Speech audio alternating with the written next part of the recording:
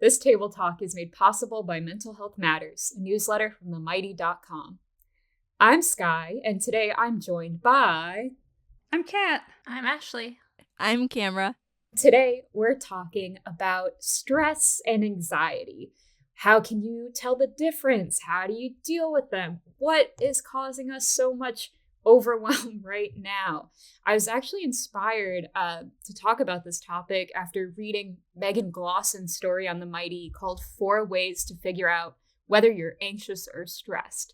I feel like just, in our conversations as colleagues that we've been having lately, this is definitely something we could all speak on, and talked about it with my therapist this morning, feeling a little bit clearer, and I want to hear your thoughts. Kat, what is the difference between stress and anxiety? Loaded question, because do I know the answer? So I think the big thing we have to remember is I think it looks different for each of us. I think that how a person experiences anxiety versus how a person experiences stress is different. This is how I know what I'm feeling. Typically, my anxiety is not rational. So if I'm able to pinpoint a reason for why I'm feeling wound up, it's typically stress, and the reason usually makes sense. The other thing that's my telltale sign is that I only get a normal headache when I'm stressed. I do not get a normal headache when I'm anxious. And that one singular physical symptoms allows me to differentiate between the two. What about you, Ash? Yeah, for me, I think I definitely relate to if it has a reason, it's usually stress. If it doesn't, it's usually anxiety, or at least a logical reason. I think for me, the main way that I notice it is actually in the physical symptoms that I feel. When I am stressed, I feel it in my jaw, in my neck, in my shoulders. When I'm anxious, I feel it like in my guts. Like I feel like I'm just like not doing great there. I have like an upset stomach. And so like I can usually identify just based on like physical location, because sometimes I don't even recognize that I'm anxious or stressed unless some of those physical symptoms are happening. I also notice for like myself, for example, if I'm feeling anxious, it usually almost always leads into depressive thoughts. And so like a stressful thought would be, this thing's happening, I'm worried about it, versus an anxious thought would be, this thing's happening, I'm worried about it, and here's why I can't do it because I'm awful. Like that's just kind of where this thought spiral goes for me. But Camera, pass it to you now. Yeah, I agree with a lot of what both of you said, especially within the kind of trusting your body of where that's coming from. Like I really like how you say, Ash, like how it's in your gut or your stomach or your kind of heart, where it is more kind of an anxious feeling, kind of rapid feeling, than with stress where it is like more physically like draining in your shoulders, sometimes in your jaw, or headaches. And then you can have different kinds of I'm very intrigued about the different kinds of headaches, Kat. I want to hear more about that. Oh, don't worry. One day we'll do a whole podcast series just on types of headaches. You wait. Would love that. For me, I feel like anxiety, it is the kind of, is there irrational or is it just irrational thinking that has no full concrete proof around it? I actually look at what is the actual thing that I am anxious or stressed about. Usually if it's anxiety, it's something that I am more inwards about myself, or about how others perceive me, or about how something that could be wrong that not necessarily is, but it's usually a little bit attached to, whereas stress is usually around whether it's work or an item or like timing or just things that need to get done. It's not usually I'm stressed out about myself. I'm usually stressed out about something else, where I'm usually just anxious about myself. Like my example today was, I am stressed out if I have the energy and time to do the podcast, but I am more anxious about how I will come across, how I will sound, and what I will say, and if it is perceived well. That was that was like the perfect way to state it. I'm curious, just because we're all very self-aware, but I'm curious if have you gotten better at identifying it over time, or is it still something you're like actively working on? Skye, what would you say? So I'm definitely still working on it. I think this week is a great example of not knowing the difference. I've said since like I was 8 years old that being anxious is just a part of my personality. It was only in the last few months that I learned, hey, it doesn't have to be. But I feel like I'm on the journey to getting better at separating the two. And I think the qualities all of you listed about telling the difference is really helpful. And I'm definitely taking notes on that. I will say that it is really hard to identify sometimes. I know for me, I only in the past year have started to be able to make those differences, and I can account it for two things. One of them being getting on medication for my bipolar disorder. I was able to overall cut down some of the amount of anxious thoughts that I had. And so I have more clarity in my day to day thinking. But then also, I got diagnosed with UC and realized that some of the gut discomfort I was feeling was due to that. But now that that is under control, as of right now at least, I can now tell when that's an issue and it's related to like a mental health feeling versus a, physical what's going on. I feel like even at this point I still don't always know, especially in the moment. If you're dealing with anxiety or stress, you're not like trying to pinpoint, oh, is this stress or is this anxiety? It's just like this sucks either way. I don't really know what to pinpoint, but I do think I know the difference a little bit better after like you kind of going through years of just general therapy for support and knowing like, oh yeah, work will make me stressed for these reasons, but can make me anxious for these reasons. And it is, I think, still that self identifying versus outer real thing that can have a logical conclusion of why and not isn't as emotional, I guess, as it would be for anxiety sometimes for me. I feel like what part of makes it hard is like the absolutely toxic wellness culture about, are you stressed? Stress is making your health worse. And every single time a doctor has gaslit me into thinking that I have a migraine every day because I'm clenching my teeth because I'm so stressed. And I think it's really hard because I do think there are ways to combat stress and there are ways to combat anxiety. But if you're constantly told that having both of those things in your life are irrational, it does feed into it and it does make it worse. And Camera, I think that leads to the inability in the moment and even after the fact to be able to identify it. That makes it really hard. I also think it's challenging because I feel like, well, of course, like anxiety and stress feed into one another. It's a vicious cycle. But I feel like both sensations have to do with a lack of control. I feel like anxiety, it's that it's feeling like that lack of control, and maybe stress, you're stressed because you can't control the like amount of things going on or your situation. It's all complicated. And I think it's also funny. I feel like it should be unsurprising at this point, but Kat, I actually had the opposite experience with physical symptoms than you. Stress is probably the biggest trigger for my migraine attacks. There was a series like in college, every time I would come home for the summer, I'd have to go on a course of steroids just to get my brain to stop attacking me for for being stressed. But I'm curious about what stress and or anxiety everybody's dealing with now and how you're able to tell, which is which. Kat, what's going on in your world? How much time do you have, Skye?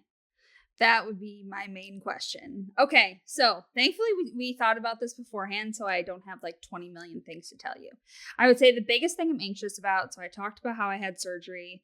I saw my surgeon this week, and he was like, don't forget, tack on 6 extra weeks to your recovery, which he'd already told me was going to be 3 more months. So I'm looking at summer by the time I feel great.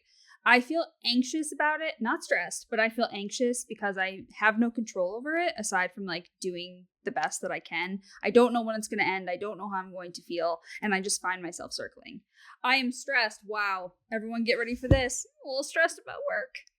I think that is totally normal. And I have a feeling we've been going through a lot of changes behind the scenes. And I think that naturally raises it. But the one thing I was stepping back and thinking about is that like, I do have concrete steps that I can take to try and lessen that. I have a lot less concrete steps that I can take to lessen my recovery. And that's how I'm able to like differentiate between the two.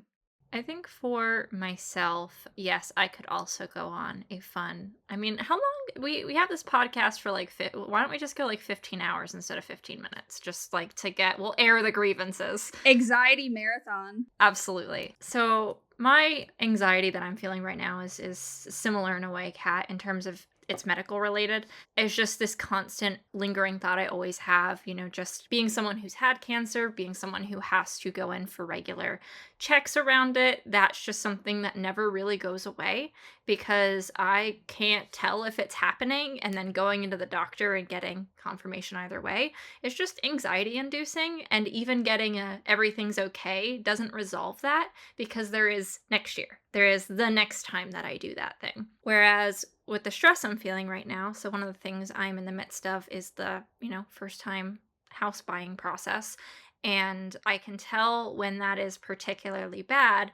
It's like when we schedule to go to showings or when we talk to the mortgage person, like I can feel all of that stress build up. And as soon as those conversations end or resolve, they go back down again. So like that's something that I can like see in the moment, and like now I am kind of preparing for when I'm having these conversations that like the day before and after are going to be awful, but they're manageable and they will kind of, dip in and out. Yeah, that balance is so real, the kind of ups and downs of each one. It's like you've got two separate waves, like the anxiety wave and then the stress wave. I feel that right now. Like I think the two things that I am dealing with, what stress and anxiety wise, would be getting back into like being a creative person on my own outside of work and finding that voice again, giving myself permission to create projects and work on passion projects. I feel like I have the anxiety of I have that imposter syndrome of like, oh, I don't know if I should be doing this. It's a waste of my time. Should I? And then the stress factor is, do I have time to do this? Why am I doing this? This is a lot of work. Why should I do this? This is time consuming. So it's still kind of that inner outer kind of feel of that, as well as trying to make time for appointments and doctor's appointments for certain things that I need to get done. As you know, on our health journeys, whether for me, like I don't really know full-on diagnoses of certain things, whether it's with my ADHD getting re-diagnosed and finding a new therapist, or I have like a certain health appointment coming up that I'm really scared about and I'm anxious about it, but I'm also more so stressed about like the pain or anything that goes along with it. That's where I'm at. PSA, did you know that health is really anxious and anxiety inducing and very, very stressful? I just want to endorse that a million times. I'm kind of at that point in terms of like the anxiety and stress I have going on where I am so overwhelmed by both that I'm at that point where I'm like, well, can't do anything to manage either. I'm just going to sit here and be miserable with my shoulders up by my ears and my jaws switching places from clenching them so hard. My night guard, I've already worn through one that was professionally made. They had to give me a bottom one and a new top one. Wow, really getting my money's worth out of them. But I'm currently stressed about balancing like work tasks, work stuff with like life admin, taxes, like just making phone calls. I'm sorry, do taxes cause stress and or anxiety? No. Wild. What are taxes? What? What is that thing? I'm like that annoying person who's like, wow, it's January 1st, time to get this done. But like there's been a hiccup in my taxes this year and I'm freaking out. I wonder why I thought anxiety was part of my personality. But yeah, so with like life admin and just, I keep trying to like schedule time to catch up on like social stuff too, but I keep putting that off because I'm too stressed to do it, and I'm stressed about work, and then I'm stressed about being anxious. And yeah, I think really what a lot of my stress and anxiety comes down to is not reinforcing boundaries. And I'm very lucky to be surrounded by people, some of whom are in this very virtual room, who've been helping me hold those boundaries. So here's hoping that I think of it as like a chaos cloud, my stress and anxiety. I'm hoping that clears up a bit soon. So now that we've all gotten worked up about our stress and anxiety, how do we cope with it? Kat, what are you doing to take care of yourself? Oh, what I'm doing to take care of myself is very soon here. I am going to take care of one life thing that's driving me batty, and I will feel a lot better. Also, to everyone feeling anxious and stressed, not alone. I don't have great words of advice for you, but feeling it. #feeling it. Yeah, I would just say it's very, very normal to experience both. I feel like even if you aren't someone who is perpetually stressed or anxious, you will at least have the experience once in your life. Even if that once in your life is ongoing for years nonstop, at least once in your life. For me, it's just trying to find time for self-care, and self-care for me is finding time to work on art outside of my job, and just finding ways to like really immerse myself in it, not think about anything else because I have to be so involved in what I'm doing. But that's my main one. Yeah, I think my main one is don't diminish the value of the stress and anxiety you are dealing with. Don't push it down and be like, well, just because everyone deals with this doesn't mean it's necessarily normal or necessarily something you should just put up with or not balance out and take care of yourself. And acknowledge once in a while whether it's anxiety and whether it's stress and what you need to be able to balance that. Just because everyone goes through certain parts of it once in a while doesn't mean that you don't deserve to be able to manage it well and take care of yourself. Oh, perfectly said. I think I'm going to, in part based on this conversation, try to reinforce those boundaries, do more grounding exercises, and commit to my to-do list like I once did, and feel in control of my tasks rather than letting them control me. So thank you so much, everyone, for sharing your experiences with stress and anxiety. I appreciate it. And folks, if you want more conversations like this, subscribe to Mental Health Matters by going to bit.ly/mhinbox. That is bit.ly/mhinbox. We'll see you in your inbox. Bye-bye. Bye. Bye. Bye.